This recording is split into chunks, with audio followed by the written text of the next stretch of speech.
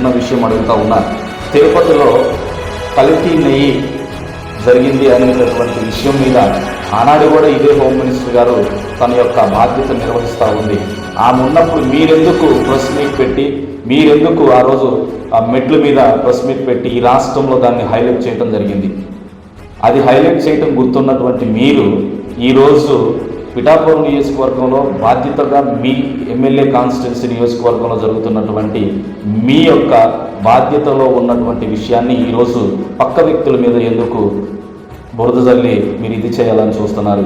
ఈ రాష్ట్రంలో ఉప ముఖ్యమంత్రిగా మీరు బాధ్యత కలిగినటువంటి పోస్టులో ఉన్నారు కాబట్టి బాధ్యతాయుతంగా మాట్లాడి బాధ్యతాయుతంగా ప్రవర్తించాలని చెప్పేసి ఆంధ్రప్రదేశ్ రాష్ట్ర దళిత సామాజిక వర్గం మొత్తానికి నేను ఒకటే సెలవిస్తా ఉన్నా. మిత్రులారా, మనకి గొడవలు పెట్టి రాజకీయ లబ్ధి పొందాలని చూస్తున్నటువంటి ఇటువంటి నాయకులకి జీవితంలో ఎప్పుడూ కూడా మళ్ళా రాజకీయాల్లోకి రాకుండా ఇలాంటి వ్యక్తులందరికీ రాజకీయ సన్యాసం పుచ్చుకునే విధంగా మనందరం నడుం కట్టి ముందుకు వెళ్దండి. రాబో కాలాల్లో రాబో ఎలక్షన్స్